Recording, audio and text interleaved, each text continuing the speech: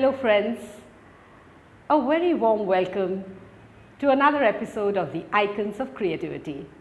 Today we have none other than the Indian classical dancer Dr. Sonal Mansingh with us.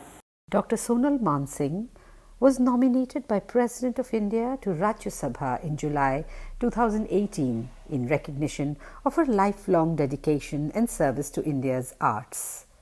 She is the recipient of Padma Vibhushan in 2003 and Padma Bhushan in 1992. Prime Minister of India Shri Narendra Modi nominated her as a Navratna for Swachh Bharat, the Clean India Mission. Her unique contribution has been her lifelong work using her knowledge to address socio-cultural issues through the chosen medium of dance as a soloist, a teacher, choreographer and motivational speaker. As the founder president of Sri Kamakhya Kalapeeth, the Center for Indian Classical Dances, she has trained several hundred talented students who are carrying the message of Indian culture globally. She teaches the art as holistic concept combining music, yoga, Sanskrit and cultural traditions of India. Dr. Sonal Mansingh, what an honor to be in conversation with you. Let me start by asking you this one question, that you belong to a family of illustrious people, like your grandfather being a governor and a family of freedom fighters.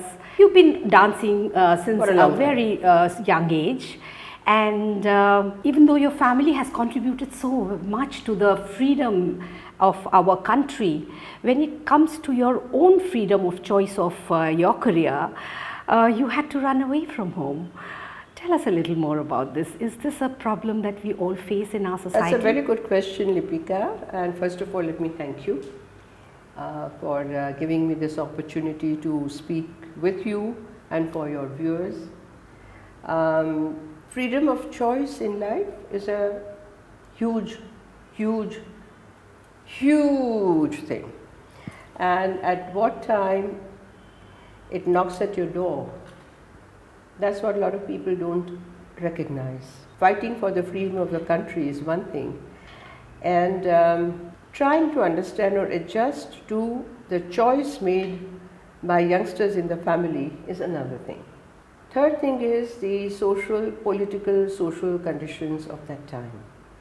We are talking in 2020 about 1963, and the art history of India, which is so closely linked with the political history of India, because our dances were danced in temples and in the courts and for the public, utsavas, festivals. That's checkered history. And what happened to it in north, in south, in east and west is when we speak of India, it's not one entity. At one point, it's one entity. At another level, there are so many different areas that have gone through different historical events. Anyway, so what I'm saying is that the freedom given to me, my elder sister, was natural. I mean, we went to co-education schools, we went to co-education colleges. There was never a question of girls' school, convent school, or pulling us back from anything. I was sent away to girl guide camps, for a month at a time when I was still at school. So that kind of freedom was fine, but then to want to only dance after BA, that was not the thing done those days. It was, you do this and also dance. There was no hesitation that dance, but not only dance. So only and also are two different dimensions, two different aspects. And the flame of my passion only dictated that no, it has to be only dance. I just love dance. I don't want to do anything else. So you identified your passion so early in life. I'm and lucky. That defined your purpose, yes. But a lot of us, we don't even know what our passion is. How do we identify it? How do we create that purpose in our life, which is so important, which I feel in your case It just drives you so beautifully. How do we identify that passion? Oh dear, that's again, Deepika, I think you are bringing such life informative questions. Now, this is something that I've been trying to explain. It's very difficult to explain, but in simple words. Yesterday, I was speaking for some other dancers group. I said, more and more I see that people, because of this. Okay, the phone, the technology, okay. Yeah, and this is your constant companion. Yes. Instead of you being your own constant companion, which means that you are aware, you are conscious of your thoughts, you are aware and you know what you want. All these things have become now secondary because WhatsApp tells you so much, social media dictates to you, YouTube tells you how you should dance. Now, in that case, where do you have time or even intent to sit quietly, to think, meditate? I'm not saying meditate, even that's good. Meditate, think deeply, and listen to the guts, listen to your inner voice. For that, you need silence. Where is the silence? Okay, so do you think this pandemic or the crisis that has happened is allowing us that time to meditate or have that silence or reflect? Because it's about looking at the glass half full or half empty. There are those in this crisis situation are completely breaking down, and then there are those who are coming up with a new life or a new career. Maybe is that what you're trying to say about the silence? Yeah, I mean, pandemic, those 2 months of total lockdown would have been the ideal time. So what you're saying, that some people have charted out new life, so to speak. So they listened to their voice, they were with themselves.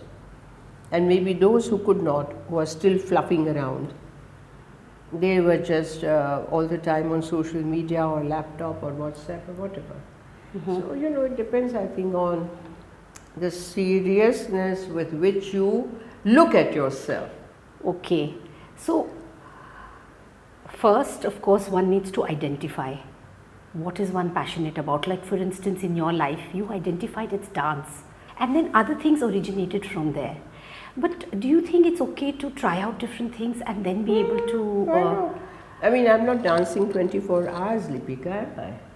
I mean, I learned music, I learned Bengali, Sanskrit, painting, music, vocal music for so long that I make my own music since many years. How wonderful. I did German, I love picnic, I love traveling, I love museums, I love friends, I love wit and humor.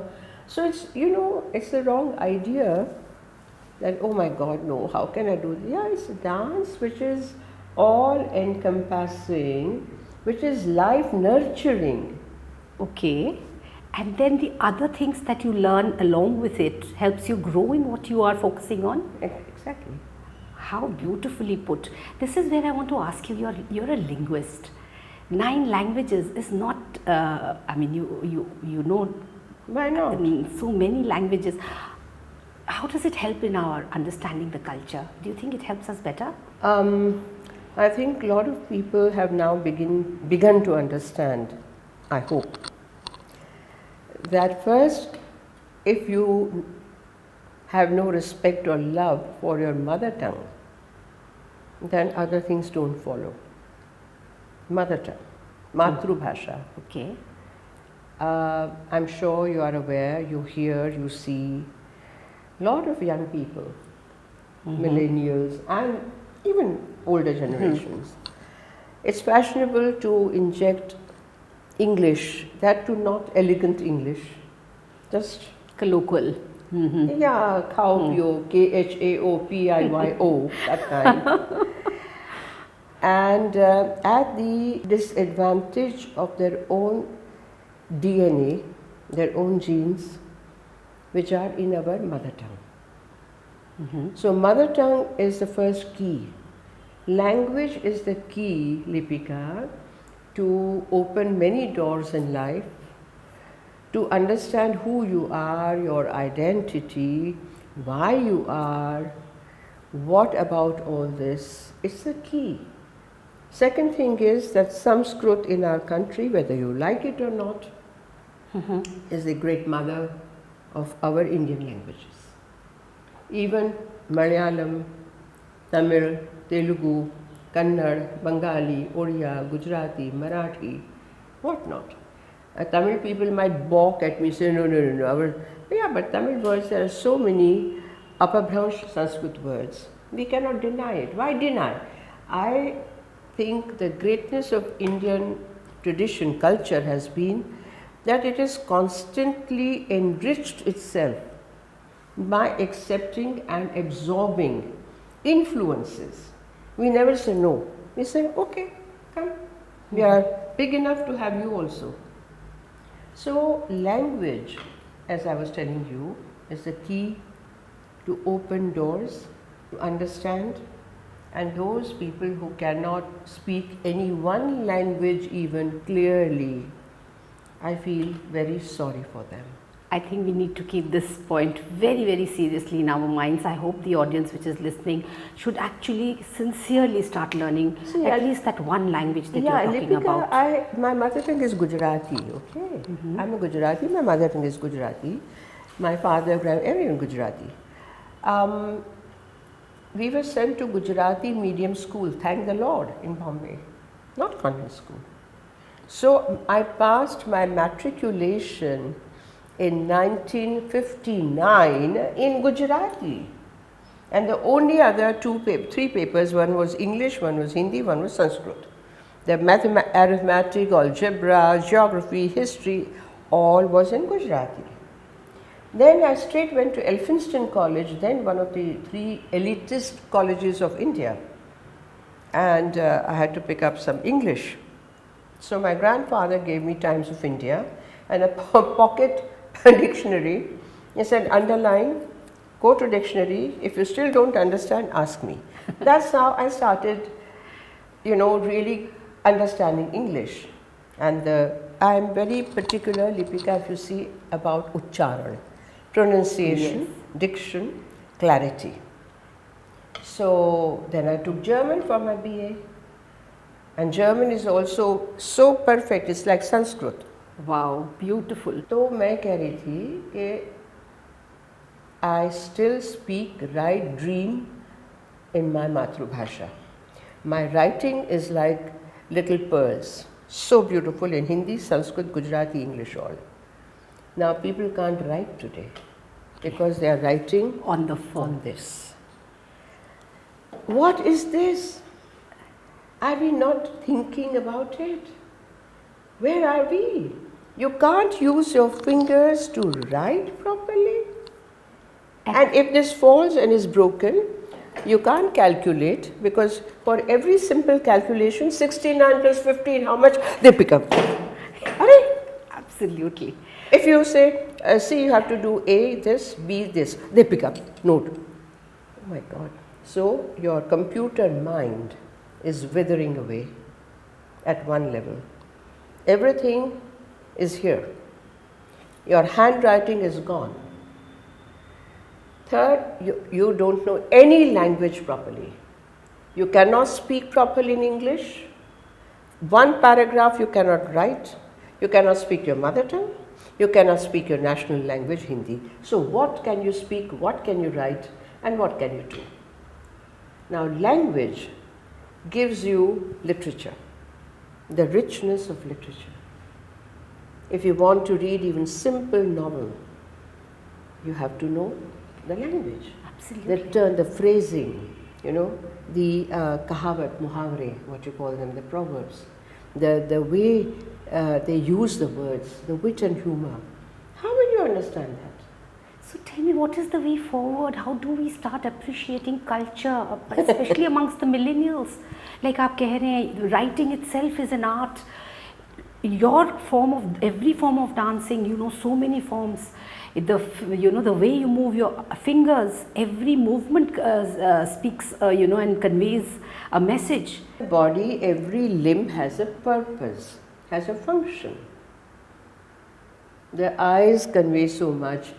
My Bharatanatyam guru used to say, I don't want to see dead fish eyes. Have you seen the eyes of dead fish? Okay. So, a lot of, they look at you like that. More and more they use this and the laptop, their eyes are becoming dead. Dead fish. Dead.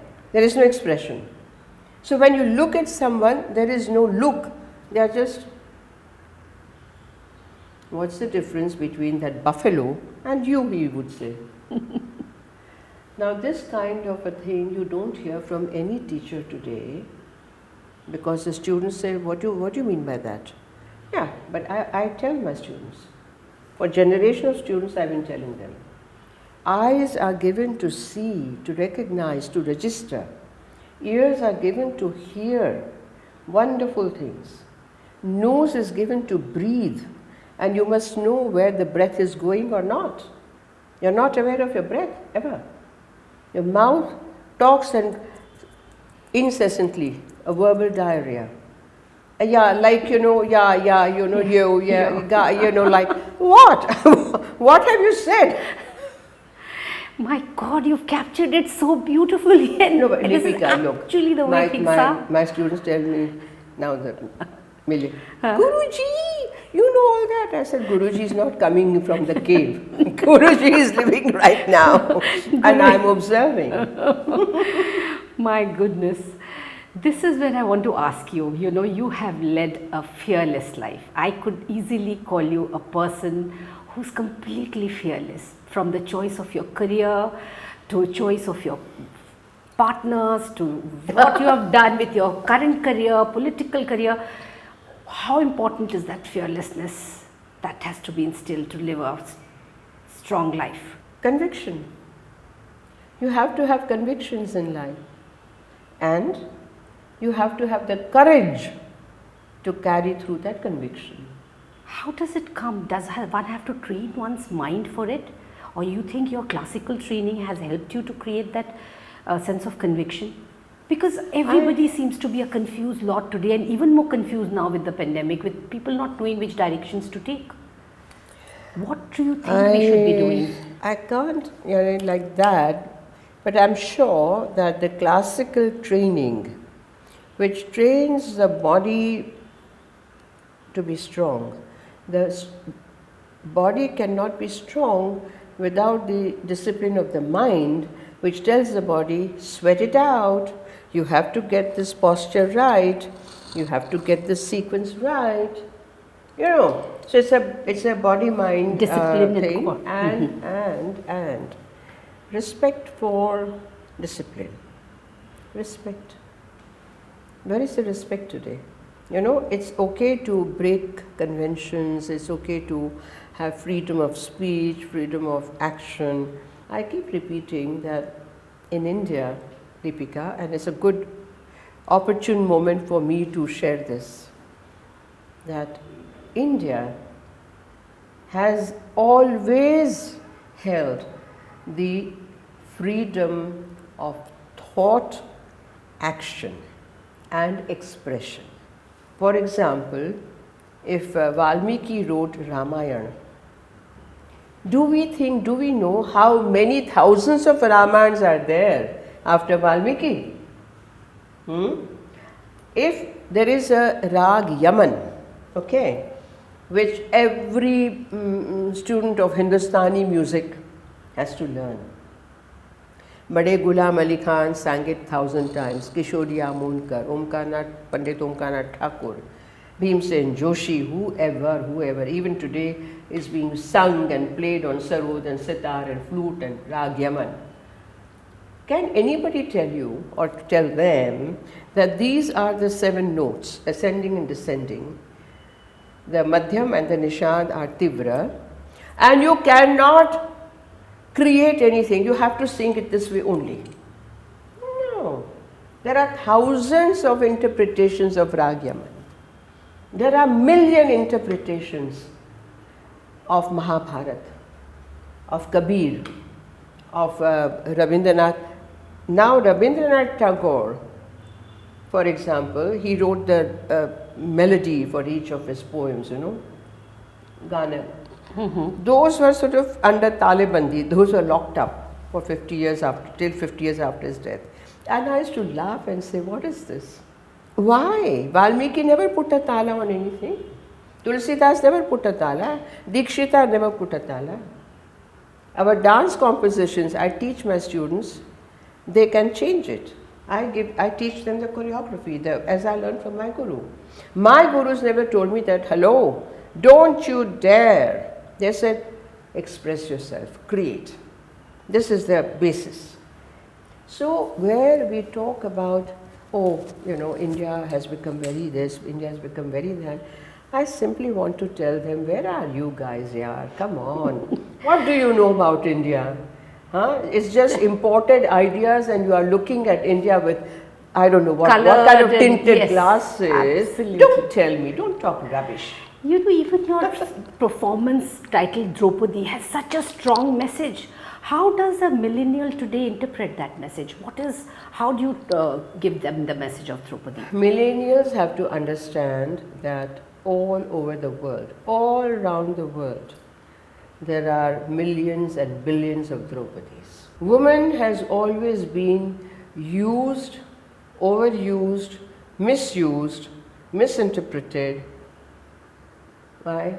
To settle family scores, to settle scores for land, for family, for feuds, lust, torture, rape. Woman is game. Woman is easy game. So it is the message that respect woman, because what happens now that you mentioned Draupadi, first of all, nobody talks about the meaning of these names. Lipika, what does your name mean? It's a beautiful name. Lipi is script, and Lipika is a beautiful flowing script. Sonal is golden. Now, unless we understand that names always have vibrations, they carry huge meaning, and that's why beautiful names, each time you call that name, the good vibrations emanate. Draupadi, for example, her father is King Drupad. So again, if you don't know Hindi or Sanskrit, you don't understand. Dhru or Druma means trees. In simple words, lush vegetated land, lushly vegetated land. Pada, Janapada, in old times, the republics were called Janapadas, the Chavi Janapada. India is a Janapada. Okay. So Drupada is the king of a lushly forested, vegetated kingdom, and the daughter therefore is called Draupadi, the daughter of Drupad, and therefore we can look upon her, understand her as Prakriti, nature. Now when this pandemic is happening, we are talking about how the imbalances, ecological imbalances have happened. And so we are suffering. Hyderabad is inundated. You've seen pictures of Hyderabad? Yes. And it's happening in India, it's happening in China, it's happening in Japan, it's happening in Brazil, it's happening in America. There are forest fires, there are landslides, all kinds of things. Why? Because you insulted nature, you took nature for granted, and you did everything that should not have been done. Very true, my So Draupadi is the symbol also of that when you insult woman, you are insulting and imbalancing the natural cosmic laws. Woman is a creator. Woman's womb carries the child, a boy or a girl, doesn't matter. Woman is the mother. Woman carries forward the cosmic law and the creation. You insult her, then be prepared for results. How beautifully translated. Yeah. Sonalji, I'm getting goosebumps just listening to you, and I really mean it. But this is so beautiful, so thoughtful. And No, but it's there. That's what Lipika, the whole process, the process of understanding what you are going to do, why you want to do it, what is in it that you want to convey, what is your interpretation, your thinking, your observations. All this comes together, then only something can happen. so true. Not otherwise. Otherwise what? You are parroting everyone and you want to look beautiful and yeah, and put so many things in your YouTube channel and how many thumbs up and how many thumbs down. How does it matter? One has to understand the deeper meaning of. Otherwise, what do you convey? Yes. Yes, there has to be a reason and a purpose, I guess. So everything. Everything, yeah, reason, logic to it, your interpretation and how you can convey. See, conveying, even if you understand, then the bridge has to be built. For that, you need to understand the technique.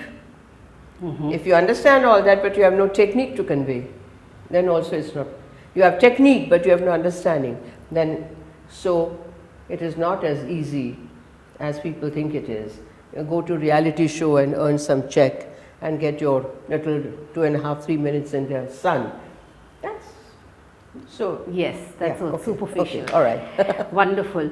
Deviating a little bit, you went through a very bad accident at the point of time in your career when you were actually doing phenomenally well with your dance career. And then everything came down and it was a near fatal accident. You were in a different state of both mind and body. You got out of it, and how? Tell us more, because I'm sure a lot of people who've gone through such issues and problems in their life probably don't know how to handle it the way you've handled it. What is there to handle? I was also, Lipika, broken back, the 12th vertebra, powdered, is still not there. There's a little natural bone bridge that grew between 11th and 13th vertebra. And 4 ribs smashed and collarbones are still, there is no shape. Oh my goodness. Plus other injuries. But the point is that I call myself Dvija. Dvija in Sanskrit means twice born. So all those people who go through the Upanayana Samskar. Now your millennials should pick up a dictionary and read what is Upanayana Samskar. And that is very important in life, even when you start school in kindergarten. That's a new birth. But when you do it with proper rituals, Shuddhi. So anyway, I said I'm a Dvija because I'm twice born. I was almost at the door and I've come back. And I've come back with the understanding of my mission. There is a mission given to me, like you are given a mission, he's given a mission, we all have been given missions, as you already asked. But people do not understand that mission. That mission became absolutely clear to me. And also the understanding, you are here literally like a Buddha, like a bubble. Okay. You are here, gone now. Who are you? Who are you?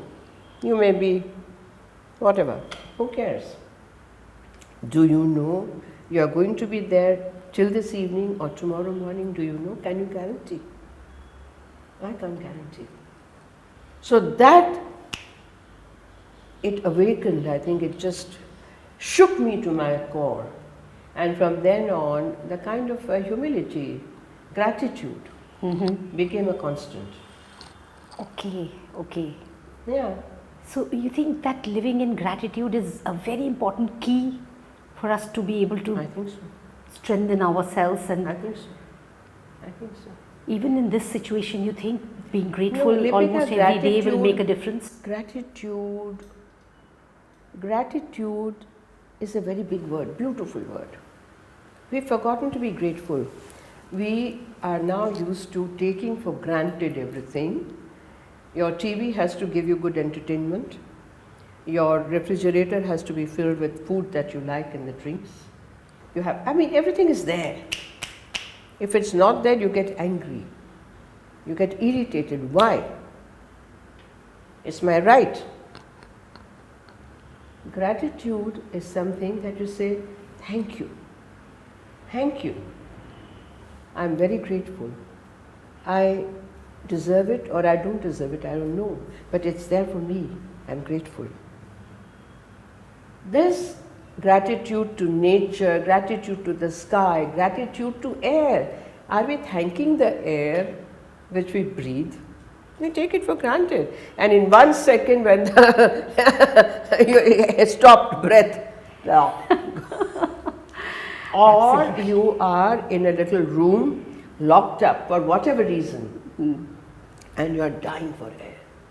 Hawa nahi hai. Then what happens? So I'm saying sun is there. Our Surya Gayatri is a way of praying and saying thank you. And please shine in my intellect also. So where is that gratitude, Lipika? And if we learn to live in gratitude, I think the inner doors open, outer doors open. How beautiful. It's natural. I have forgotten what to ask you next because you are speaking so beautifully well. You know, it's touching a chord in my heart so beautifully well because you're so right. We just take things for granted. Everything from the air to the water we drink to the food we eat, not even realizing or batting an eyelid to think what it has taken for us to be able to enjoy it, to celebrate it, to cherish it. Got it. You know, I saw a beautiful program of yours on a TEDx Talks where you were talking about how we first need to envisage, then we evoke, and then all the rasas that we get, we evoke, we feel enlightened, and that's only when we are able to enjoy it, the ananda that comes out of the situation. So please tell us a little more about it. I think, Lipika, when I have spoken about Draupadi, for example, all these are covered. How? That when I was thinking about Draupadi, I was envisaging her personality, her being. And then I engaged myself with her. And then her energy I invoke. Her energies I have invoked. So if you go to my YouTube channel and see the Mahabharat Kalayatra, 11th October, and part of that my Draupadi solo dance theatre production is there. And people are still saying that even in that little thing, you know, because somebody's watching on laptop, somebody on mobile, they said we had tears. So Ananda is the final outcome, which is the goal, ideal state that rasa can evoke. But for the rasa to evoke, to be evoked into Ananda and transferred into Ananda, the performer, the artist, has to, what shall I say, go deep into that, whatever she is performing. The character? No, whatever. Okay. Whatever. Okay. It can be abstract dance, Okay. it can be just abhinaya, it can just be a poem. I can sit and do a poem in a way that there is ananda. Ananda is what? Bliss. That is ananda. That is the what we call aesthetic delight. When I watched Michael Jackson's, the documentary on Michael Jackson's rehearsals, that's it, or this is it. I think this is it, that's the title. Tears ran down. I still carry it within me. Please see that. And when he sings that earth song, exact situations like today, Brazil, Amazon, jungle rainforests are burning. In America, the West Coast is burning. In Australia, the bushfires are burning. Then the pandemic and the floods are here, floods are there. He sings, go and watch it. So that is Ananda. It didn't have to be classical Bharatanatyam, it didn't have to be anything. So again, Lipika is nothing to do with gestures.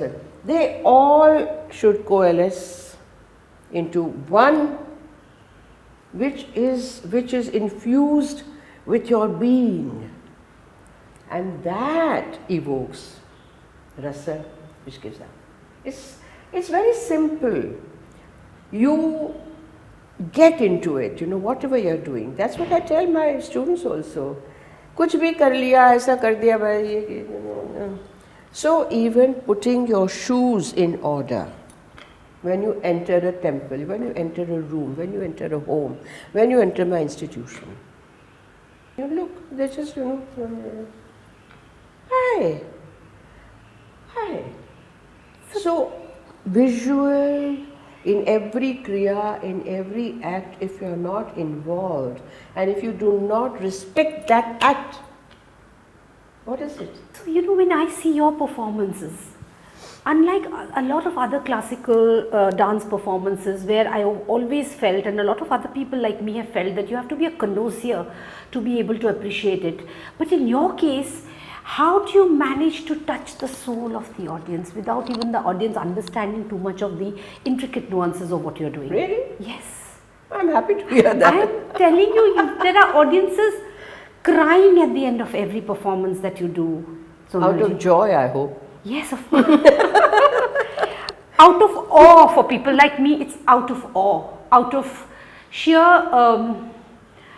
awe of how everything comes together. How do you manage to do this, and how important is that for any field of creativity or dance or music or anything for the performer? Lipika, you go on and on about performer, and I say that even your camera people are performers. Mm-hmm. You are a performer. I just say that everything should come together, should be done with consciousness, should be done with alacrity, with alertness. Whether you are performing, whether you are cooking, whether you are serving, whether you are driving. I drive my own car. When I am driving, I am with the car. Car and I have become one. And I still have time to look at the trees. I'm pointing out, look at that cassia, it's in full bloom, that jacaranda. Look at the gulmohar. How beautiful, look at the green of that. It's not only about performance, dancer and all. Everything comes together in life, everyday life. If you know how to live with consciousness, awareness. That awareness is a big word. Okay. And most of the time, as I told you, people are not even aware कहाँ जा रहे हैं, कैसे बैठे हैं, कैसे उठते हैं, कैसे बात कर रहे हैं, क्या कर रहे हैं, खा रहे हैं. See, watch them. Yes, so true. और आजकल तो इवन मोर, क्योंकि घर से बाहर नहीं जा रहे हैं, कभी भी उठ रहे हैं, कभी भी खा रहे हैं, कभी भी सो रहे हैं. Where is that discipline and how important is that? We've talked about it and yes. quite a lot. Yes, absolutely. So basically, especially now, this is for my audience which is coming from a creative background. It could be art, dance, theatre, anything. One important thing that comes out whenever anybody is talking to you and when I'm talking to you is that one does not just need to learn the art. Practice and discipline. These are the two words constantly coming into my head. And respect. Oh yes, the third. How important is that practice, and that to focus practice without distractions? Especially in this world of technology today. Yeah, I don't know why we are so taken up with technology. Technology की अपनी जगह है, it has its own place. I mean, you wouldn't go around with a patila from your kitchen on your head. And say, because I have cooked in that, I'm eating from okay, it's there. Technology is there to help you. You are the master. Okay. You are the master. And you can't allow this little telephone to sit on your head and dictate to you. But that's what's happening. We've become slaves, I guess. It should be the other way around. every, you know, We, something, are, is Prime Minister calling you? I mean, you know, come on. So, I think we become like monkeys. You must have seen a lot of monkeys here. when you yes, enter. yes. Yeah. So, what is the difference between monkey and us? What's the difference? Can people sit quietly, listen, think, read, look? Can you? Tell me about the monkey story in your early days when you were going to do your first performance. And that's a very interesting story. I'm sure a lot of people would love When to I know. look at monkeys, I say, my guru told me to show the difference between you and me. So I'm still at it. Okay, but tell us what happened exactly. Well, performing, going for the Arangetlam, the maiden recital, and 17. Today's girls of 7 know much more than I knew at 17. I didn't know how babies were created. Okay, okay. That bad. Okay. That bad. Very innocent because Okay. totally, you know, the Gujarati family, freedom fighters, Okay, world leaders coming home, and all that. All that. okay. So, Naika, Shungar, love. I'm so much in love with you, Shiva. Come and embrace me. Come and, you know, take Udhar karo from the ocean of separation. My hand gestures, mudras, perfect. My tala, rhythm, everything perfect. My body postures, everything perfect. But here, zero. It's the same. He got so fed up. So, okay, Bangalore one afternoon. That was what, in June 1961. And you were 17. And yeah, I'm running 77 now. Okay, wow. So, I later asked him, I said, sir, were you going to hit me? He said, yes. He had that, you know, Tathakali in hand with which Oh, okay. Bharatanatyam gurus and was getting very, Sonia! Get fish eyes! Sonia! You know, sir, I'm trying. And then he heard that sound and he went to the window and said, come here. What's that? I said, monkeys are dancing. Two little monkeys on bicycle. Those, even in Delhi, they used to come Yes, few to years performances, yes. ago. Yeah. Madari, Dugudi. So he just pointed that Tathakali. He said, show me the difference between monkey and you. That fixed me forever. Oh my goodness. Oh my God. The monkeys are here, all my gurus are here. Okay, wonderful. So, you know, we did a little survey and there were some audience questions that I would like to ask you. Sure. One is, of course, Vivek Rana has asked this question. Does one have to be a connoisseur of culture to appreciate it? Culture is a very big word. So again, I would say connoisseur of what? Connoisseur of music, connoisseur. You have to be connoisseur of life, and you want to love life, and you want to enjoy what you're watching, whether you understand or not. And if you like it, you will definitely want to know more about it. So that's the way you go. Okay, wonderful. And Jasmine Gonzalez, she's asking that classical Indian dance is always associated with the elite. Why so? No, I think she has a wrong impression. Okay. You think the common man actually should and appreciate it and learn it? And No. There's should and could and nothing of that sort. Everybody is learning it, right? In the villages and right from families, in towns and Mufassili areas, everywhere people are learning it and have been learning it. okay, all right. She just has to go around and see. Okay, wonderful. Can, especially in the times of technology, can Indian classical dances like Bharatnatyam, Kathak, etc. be learnt virtually through online classes? Sambik Kapoor is asking. Ayyo Bhagwati, I'm not giving online classes. I don't think I can. Is it possible No, to people learn? people are doing it, but then the limitations are there. Can it be taught in the purest the form? No. I said no because Lipika, especially dance or music, are immediate. It needs immediacy. You are making a wrong gesture. By the time I tell you, and you don't understand, it's the right is left and left is right, and there's a delay, and they say, okay. No, it's not possible for me, and I don't think it's possible to really get it. But I say, If some gurus are doing it, some teachers are doing it, good. Let it go on. Okay. So, okay. How can you be strict online? Exactly. You can't go and I just here my person here, Mr. Balan, he's a yoga instructor. Poor guy, he's giving online lessons and he by the time it's evening, It is very frustrating, I'm quite sure. I tried learning a bit of yoga once and I gave it up. I said no, समझ ही नहीं आ रहा, उल्टा उल्टा दिख रहा है पहले तो. Yeah. That तो is the the worst dance का part. आप सोच लीजिए कैसे होगा. Oh my goodness, I completely understand that. So Varun Mandal, he's saying, I am an instructor for salsa, Latin dance form, and I find that it is gaining immense popularity amongst the young dance enthusiasts in India.